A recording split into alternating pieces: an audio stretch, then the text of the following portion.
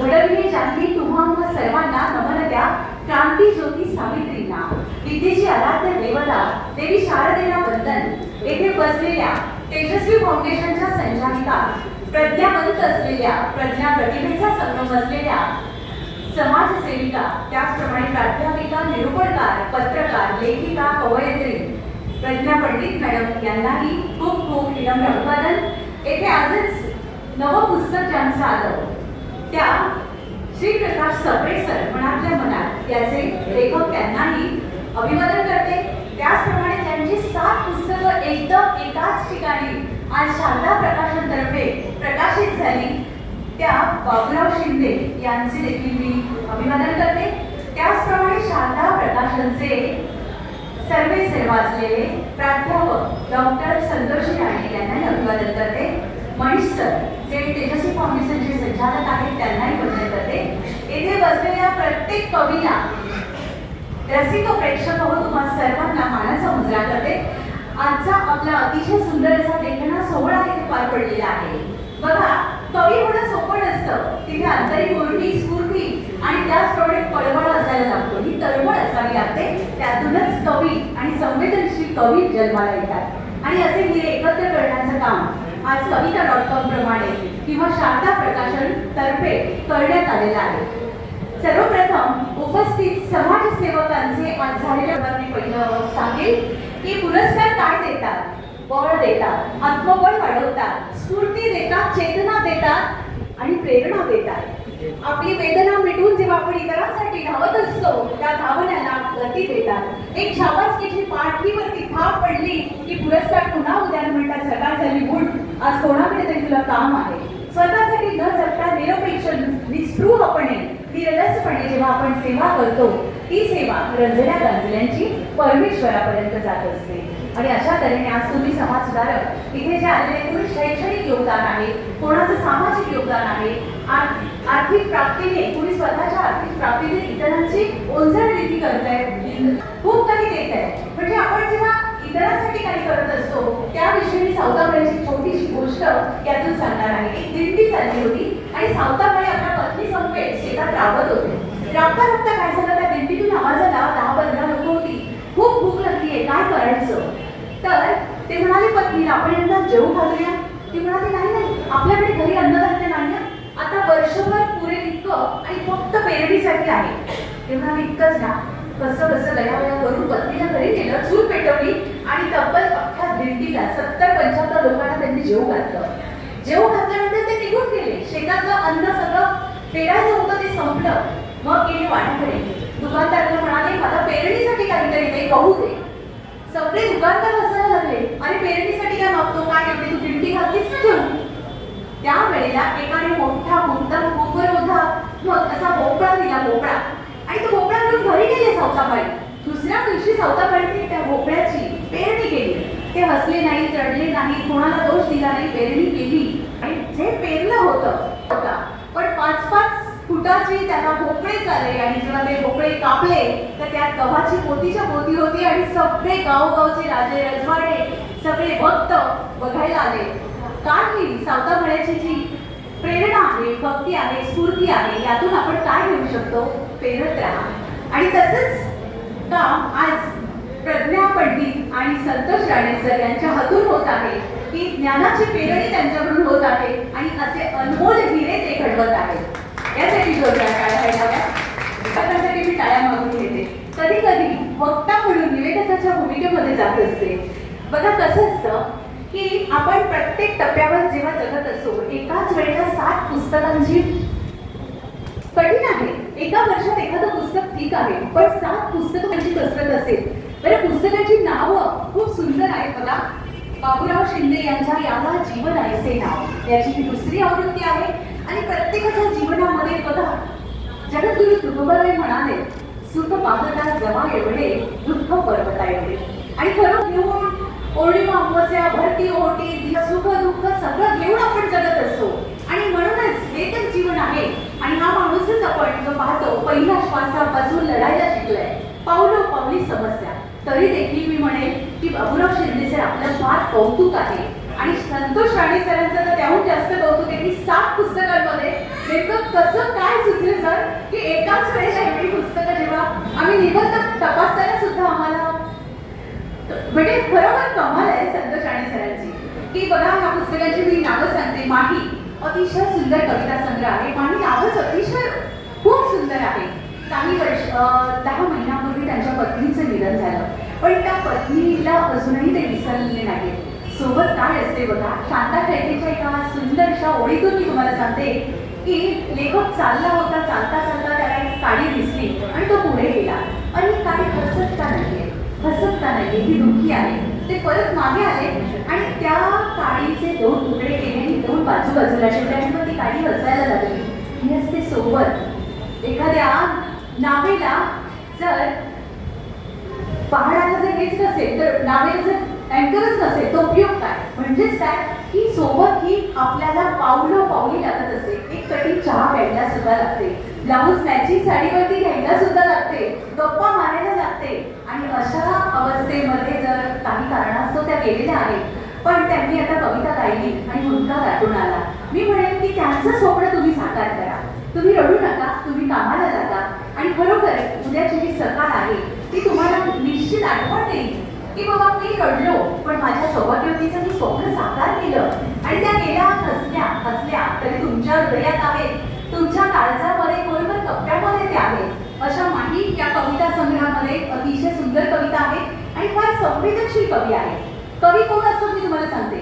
कवीचं काम राजकारणात नाहीये. तुम्ही म्हणाले मी राजकारणामध्ये मागे आलो किंवा काय, कवी संवेदनशील प्राणी आहे. आपल्या बुद्धी आणि वाणीमुळे कवी हा मनाचा जो आहे तो अतिशय मलूल असतो, खूप नाजूक असतो आणि त्याला कोणाचेही अश्रू आपल्या डोळ्यामध्ये, कोणाचे अश्रू पाहिले की आपल्या डोळ्यात तो अश्रू आणतो, असा कवी असतो.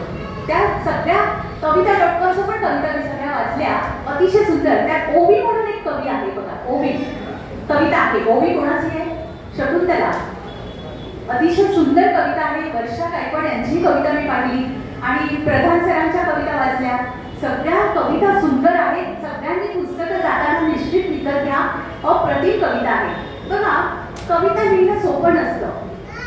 काही प्रेक्षक जे असतात ते मूक कवी असतात आणि आपण असतो ते बोलके कवी.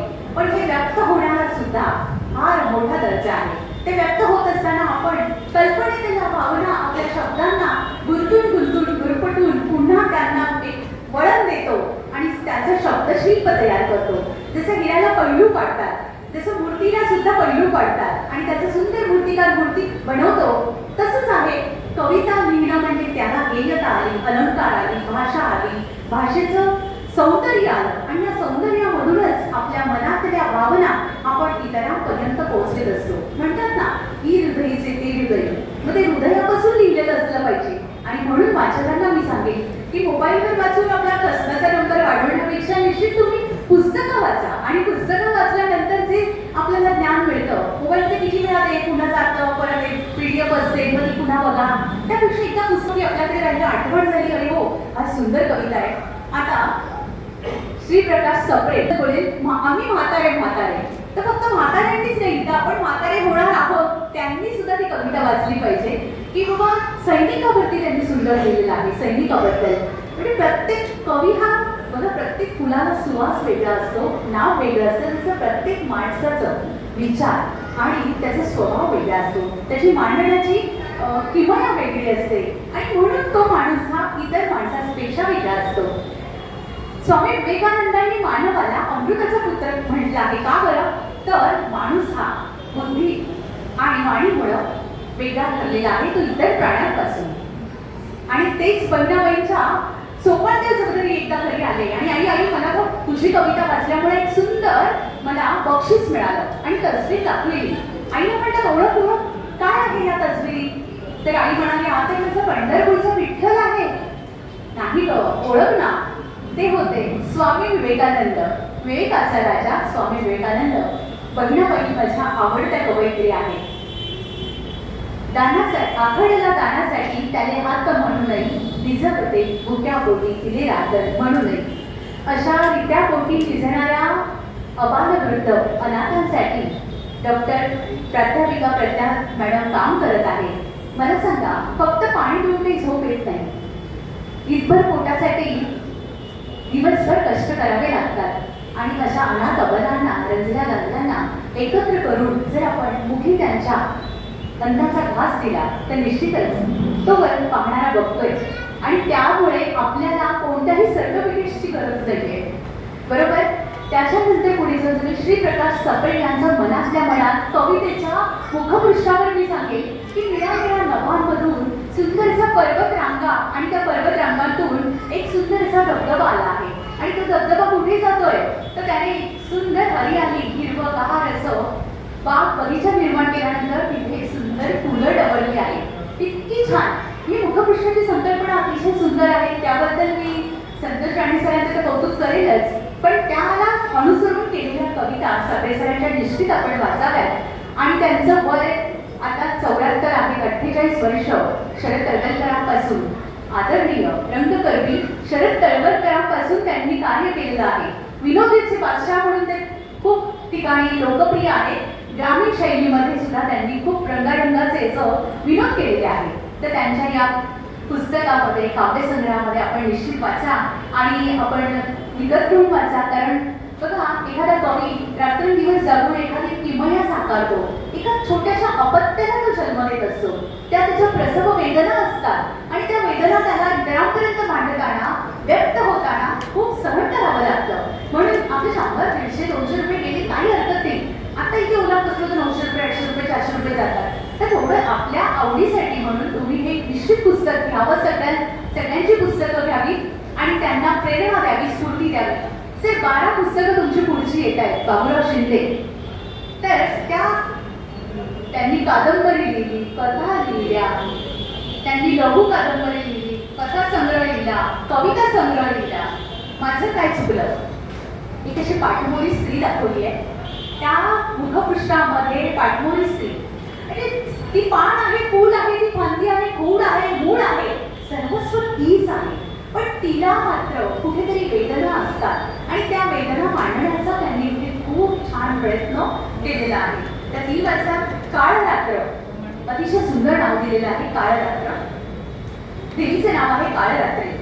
मिठी, माही आणि याला जीवन ऐसे ना. निष्पाप कादंबरी अतिशय उत्तम झालेली आहे, तुम्ही आवर्जून वाचावी. आता या सगळ्याबद्दल बोलत असताना मी खूप वेळ बोले, पण अगदी थोडक्यात सांगेल की ही सगळी पुस्तकं, सर तुम्ही राजकारणाचा पिंड नसला तरी समाज सेवा आणि साहित्य संस्कृतीसाठी तुमचा जन्म झालेला आहे असं मी इथे सांगेल की तुम्ही लिहित राहा, आम्ही वाचत राहू. आमच्या शुभेच्छा. पुढे मी सांगणार आहे आपल्याला की पुरस्कार झाले, पुस्तकं झाली, प्रकाशन सोहळा झाला. तर तेजस्वी फाउंडेशनच्या अनेक कामामध्ये जर पाहिलं तर अनेक वृद्धाश्रम, अनाथाश्रम, अनेक ट्रस्ट, वात्सल्य सारख्या ट्रस्टमधून आणि अनेक जेव्हा एक व्यक्ती सगळ्या ठिकाणी पोहोचलेली पाहते की अन्नछत्र, निरूपणकार, सिद्धिविनायकामध्ये त्यांनी मला सांगितलं की मला तिथे सेवा द्यायची आणि विनामूल्य. बघा, स्वतःसह इतरांसाठी जेव्हा माणूस वेळ देतो तेव्हा निश्चित त्या व्यक्तीमध्ये असं काहीतरी वेगळं असतं. अशी ही आमची अष्टभुजा देवी आहे की जिला अष्टभुजा आहे आणि ती सगळ्यांचा अष्टांगाने विचार करत असते, अशी अष्टलक्ष्मी आहे. तर सगळ्याच बाबतीत त्यांचं जे गाजलेलं पुस्तक इंग्रजी भाषा, यवतमाळ असेल, गडचिरोली असेल, तळागाळात दुर्गम भागामध्ये ते पुस्तक पोहोचलेलं आहे आणि प्रत्येक विद्यार्थ्याने वाचावं, पालकांनी वाचावं. इंग्रजी येत नाही म्हणून आपण बऱ्याच वेळा, खूप वेळा कमकुवतपणा बाळगतो, पण हे पुस्तक वाचल्यानंतर निश्चित मी हमी देते की तुम्हाला सगळ्यांना इंग्रजी येणार. आता मॅडमचे यावर्षी जे पॉडकास्ट झालेले आहेत 4 ते 5, त्याच्यामध्ये 5 लाखाच्या वर फॉलोअर्स त्यांना गेलेले आहेत. मी सांगेन की बघा, धर्म, परंपरा, संस्कृती, शिक्षण, विज्ञान, अध्यात्म यांना जोडून जेव्हा आपण समाजासाठी काहीतरी करत असतो तेव्हा ते नुसतंच काही करणं होत नाही. बघा, एकमेकांच्या हातात आपण चालतोय ते आनंदाचं गाणं होतं, इतरांना मार्ग दाखवतोय, त्यावेळेला निश्चित आपले मार्ग सुकर होतात. बघा, काट्या कुट्यातून माझी सावित्री आज गेली म्हणून आम्हाला गुलाबाच्या पायघड्या इथे अंतरल्या जातात. सावित्रीवर एक छोटीशी कविता सांगेल. सावित्रीबाई माझ्या आई आले त्याबद्दल सांगेल. एकेरी उल्लेख केला तर सावित्रीबाई तू नसतीस तर कवितेचं शीर्षक सावित्रीबाई तू नसतीस तर काय झाले असते असे. सावित्रीबाई तू नसतीस तर हातात आला नसता माईक आम्ही तुझेच पायी. डोईवर नसता हंडा आणि बंद झाला नसता हुंडा. सावित्रीबाई तू नसतीस तर जगणे आमचे व्यर्थ तुझ्यामुळे आला जगण्याला अर्थ.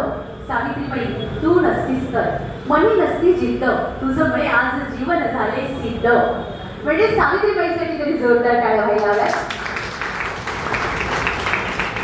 थोर महात्मे होऊन गेले चरित्र त्यांचे पहा जरा आपणही त्यांच्या सम व्हावे हाची असे बोध करा. असा बोध प्रत्येकामध्ये आहे. तुम्ही लिहिताय आज कविता लिहिणं सोपं नाहीये, पुरस्कार मिळवणं सोपं नाहीये. प्रकाशकांविषयी खूप सुंदर मला बोलायचंय. 19-20 वय असेल संतोष राणेंचं आणि मी त्यावेळेला 12वी झाली होती, नुकतीच 12वी. आणि चैत्र पालवी नावाचं माझं पुस्तक शारदा प्रकाशनने पहिलं प्रथम प्रकाशन. आज हजारो पुस्तकं शारदा प्रकाशनची आली. तर तो मुलगा आमचं संवेदना प्रकाशनचे नितीन हिरवेट बरोबर आला आणि मला म्हणाले मॅडम तुमच्या कविता छान आहेत, आपण काढून यायचं पुस्तक. मलाही खूप बरं वाटलं आणि नवं पहिलं पुस्तक किती छान लिहिलंय मी, कुणीतरी आपली ताई. आणि इतकं सुंदर पुस्तक झालं. गगनगिरी महाराजांच्या हस्ते त्याचं आपण पब्लिश केलं होतं, प्रकाशित केलं होतं आणि प्रकाशन होतं शारदा प्रकाशन. बघा आत्ताच्या 19 ते 20 वर्षाच्या मुलांना फक्त काय असतं, आईने दिलेला मोबाईल वापरायचं, वडिलांनी दिलेली कपडे घालायची, फिरायला जायचं, पैसे पॉकेट मनी मिळतो आणि मस्त मोबाईलवर टाइमपास करायचा. पण त्यावेळी 30-32 वर्षापूर्वीचं 35 वर्षापूर्वीचं 19-20 वर्षाच्या मुलाची काय धडपड असेल. माझी प्रकाशन संस्था असावी, मी चांगलं शिकून कॉलेजमध्ये शिकवावं, मी साहित्यामध्ये सगळ्या जनसमुदाय चांगला करावा, गोव्यापर्यंत माझी ख्याती जावी. म्हणजे प्रत्येक गोष्टीमध्ये आपले स्वप्न साकार करताना इतरांचीही स्वप्न साकार करणारे डॉक्टर प्राध्यापक संतोष राणे यांच्यासाठी जोरदार टाळ्या वाजवा. मी गेल्या 21 मार्चला त्यांना भेटून गेले आणि बरोबर 2 महिन्याच्या आत माझा 180 पानांचा स्पंदन नावाचा ललित लेख संग्रह मी प्रांत 5 वर्ष लिहिते. मनस्विनी नावाचं दर रविवारी तुम्ही सदर नक्की वाचा. खूप सारे विषय असतात त्यामध्ये. तर एवढे कमी 65 विषय घेतले. अतिशय सुंदर पुस्तक झालं. त्यामध्ये 2 पुरस्कारही मिळाले राज्य शासनाचे आणि सरांना त्याचं मी कौतुक सरांचं करेल की मी फक्त मोबाईलवर त्यांना पाठवत होते आणि पुस्तक इतकं सुंदर झालं. महाराष्ट्र राज्याच्या महिला व बालकल्याण मंत्री आदितीताई तटकरे, पंकज भुजबळ आमदार आणि सना मलिक आमदार आणि बरेच दिग्गज व्यक्तींच्या हस्ते हे प्रकाशन झालं आणि कॉपीज त्याच्या संपल्या सुद्धा. आता दुसरी आवृत्ती पुन्हा आम्ही करणार आहोत. तर स्पंदन पुस्तक सुद्धा मी मागे ठेवलेलं आणि निश्चित वाचा की एका पानामध्ये तुम्हाला कुठे भाषण जायचं असेल तर तुम्ही 1 पान वाचून दिल्यास जाऊ शकता. गावोगावच्या आशा सेविका, अंगणवाडी सेविका, त्यानंतर तुम्हाला सांगते अगदी इंटरनॅशनल लोकांपर्यंत म्हणजे इंडिया मेडिकल असोसिएशनचे चेअरमॅन हे 85 वर्षाचे आहे.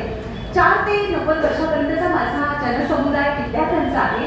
मी 2 दिवसांमध्ये वक्ता घडवते. हसवंत वेस अकॅडमी माझी जी संस्था आहे तर त्या संस्थेसंदर्भात थोडक्यात मॅडम सांगणारच आहे. पण तत्पूर्वी आता मी सांगेन की जेव्हा जेव्हा आपण पुढे जातो आयुष्याच्या या टप्प्यावर तर त्या वेळेला आपण जेव्हा इतरांसाठी बघा नद्या सुंदर आहेत, पर्वत सुंदर आहेत, रस्ते सुंदर आहेत, पण त्याहून सुंदर आहे तो माणूस. आणि या माणसासाठी काही करायचं असेल तर निश्चित तुम्ही तेजस्वी फाउंडेशन शारदा प्रकाशनला भेट द्या आणि त्यांच्याकडून आपण नक्की प्रेरणा घेऊ शकतो. आणि म्हणूनच की कर्तृत्वाच्या थेंबाथेंबानं वाढत असणाऱ्या या विशाल अशा समुद्रामध्ये आपण कर्तृत्वाचे ध्वज फडकायचे असतील तर निश्चित असंच कार्य केलं पाहिजे. आणि तेजस्वी नावच दैदिप्यमान आहे. शारदा हे सरस्वतीचं आणि राणेसरांच्या मातोश्रींचं नाव आहे. तर ही बुद्धी, दृष्टी आणि त्याचप्रमाणे आपले हे 2 हात तुले दिलेले देवाने 2 हातात 10 बोटं. जेव्हा बहिणाबाई सांगून जातात अक्षर योगिनी वाङ्मय धारिणी माझी बहिणाई सांगत असते आणि आपण फक्त ऐकत जावं. तिची काळी माती ही तिची पाटी होती आणि देऊळ ही तिची शाळा होती. पण त्यांनी जे जे दिलं विना कपाशीनं उरले. बघा प्रत्येक अरे संसार आपण म्हणते काय लोढलंय माझ्या गळ्यामध्ये, अरे हा तर हार दिलाय, तू हार म्हणायची नाहीये, हा तर तुला हार दिलाय आणि तू हे काही हार मानू नकोस. म्हणून जीवन जगत असताना प्रत्येकाला मी सांगेल की जीवनात हार मानायची नाही, उमेदीनं जगायचं. जसा सूर्य वक्तशीरपणा त्याचा अंगी बाणवावा, तो वेळेवर येतो, वेळेवर जातो आणि त्याची विमान प्रकाशामध्ये सगळ्यांना नाव घालतो. नदी समता, संतत्व, बंधुत्व, ममत्व सगळं तिच्या ठाई आहे. पानं, फुलं, मी मगाशी सांगितलं प्रत्येक फुल वेगळं, तिचा प्रत्येक माणूस, त्याचा स्वभाव वेगळा. प्रत्येकाकडून अगदी शेवटच्या श्वासापर्यंत काही ना काही शिकावं आणि ते शिक्षणासाठीच आपला जन्म आहे. माणसाचा जन्म 84 योनी, लक्ष योनीतून पुन्हा येतो.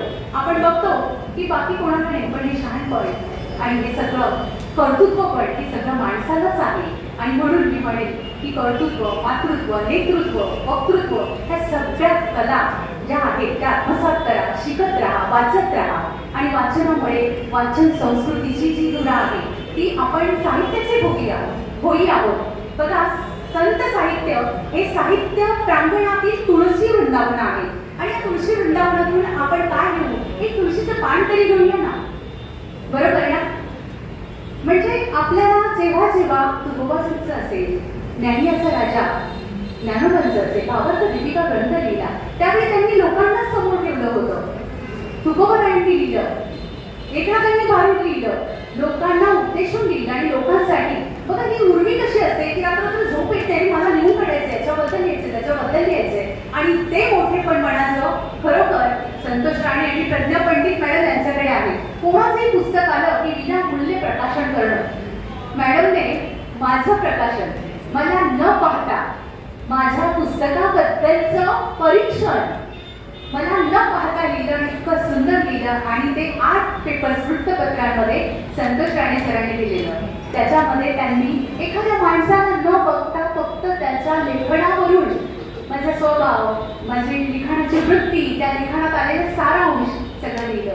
म्हणजे हे मनाचं मोठेपण आहे की आपण जेव्हा व्यक्त होतो इतरांविषयी, ते कुणीतरी तुम्ही माझ्याबद्दल लिहा असं नाही, त्यांना आलं, वाटून मनातून दाटून आलं. सरांनी, राणे सरांनी सांगितलं की लिहायला लिहिलं. म्हणजे हे लिहिणं सुद्धा एक मनाचं मोठेपण आहे. थोडं लिहित जा. बघा, मोबाईलचा वापर कमी करा, डिजिटल फास्टिंग करा, वाचन संस्कृती वाढवा. कारण वाचाल तर वाचाल, पुस्तकात काय देतात याविषयी शेवटची 2 वाक्य. निळं पाणी, लाल फूल, निळं आकाश आणि इतरांचे श्वास, इतरांच्या कल्पना, इतरांच्या भावना आणि वेदना. पुस्तकं ही सारं देतात. आणि म्हणून पुस्तकं वाचत राहा. तेच तुम्हाला उद्या उभं राहून इथे बोलण्याची शक्ती देतील, संघर्षामध्ये जगण्याची शक्ती देतील. आता आपण यांचे भूमिके पाहिले, पण या पुस्तकांनी त्यांना जगण्याची शक्ती दिली. शिंदे सर, बरोबर आहे? जगण्याची आशा आणि इतरांची अपेक्षा पूर्ण करण्याचं आपल्याला पुस्तकच देतात. आणि म्हणून मी जाता एक संदेश देईल की याला जीवनाचे नाव जरी असलं तरी प्रत्येकासाठी काहीतरी वेगळं करत राहणं हा छंद आपण जोपासला पाहिजे. रोज 2 सत्कार्य, 2 सुविचार आणि छानपैकी एक आपली सुंदर डायरी बनवा. आज मी हे काम केलं, याच्या मुखावर हसू आणलं, त्याला मी तृप्त केलं, पोटभर जेव दिलं, तहाण्याची तहान आणि भुकेल्याचं भूक मिटवणं, अन्न, वस्त्र अशा गरजा मिटवणं तेजस्वी फाउंडेशनच्या हातून होत आहे. आणि पुरस्कार प्राप्त सगळ्यांना मी सांगेन की पुढच्या वर्षी इथे पुन्हा तुम्ही या. भले पुरस्कार असो नसो, पण आपण शारदा प्रकाशन आणि तेजस्वी फाउंडेशन यांच्यासाठी जोरदार टाळ्या, यांच्या सत्कार्यासाठी जोरदार टाळ्या देऊया. आणि त्यांच्या सत्याचे पुस्तक स्पीकर घेऊन चाललोय. येथे मला बोलायलाबद्दल Pragya madam, Manish sir. Pragya madam ही एक प्रज्ञावंत अशी स्त्री आहे की त्यांच्याबद्दल खूप काही बोलायचं आहे. आणि त्यांच्या मनीषा पूर्ण करणारे मनीष सर आणि या दोघांमध्ये संतोष आणणारे आमचे संतोष सर. अतिशय सुंदररित्या आजचा कार्यक्रम खूप छान झाला. पुस्तकाबद्दल बरंच काही आहे, पुस्तकं वाचा. आणि मी आता एका वाक्यात सांगेन, आसमंत वाईस अकॅडमी 2 दिवसात वक्ता घडवते, सूत्रसंचालन करते. जर कोणाला इच्छुक असाल तर माझं कार्ड असेल तर निश्चित संपर्क साधावा. वडाळा येथे माझी ब्रँच आहे. तर आपण आता इथे सांगूया तुम्हा सर्वांना मनपूर्वक पुढील वाटचालीसाठी शुभेच्छा देते. आणि येथील सर्वांना, प्रत्येकाला मी धन्यवाद देते की आपण आवर्जून इथे उपस्थित राहिला. लहान मोठे थोर सगळे जे आहेत त्यांच्या सर्वांना मी आशीर्वादाची मी मागणी करते आणि बाकीच्यांना शुभेच्छा देते. धन्यवाद.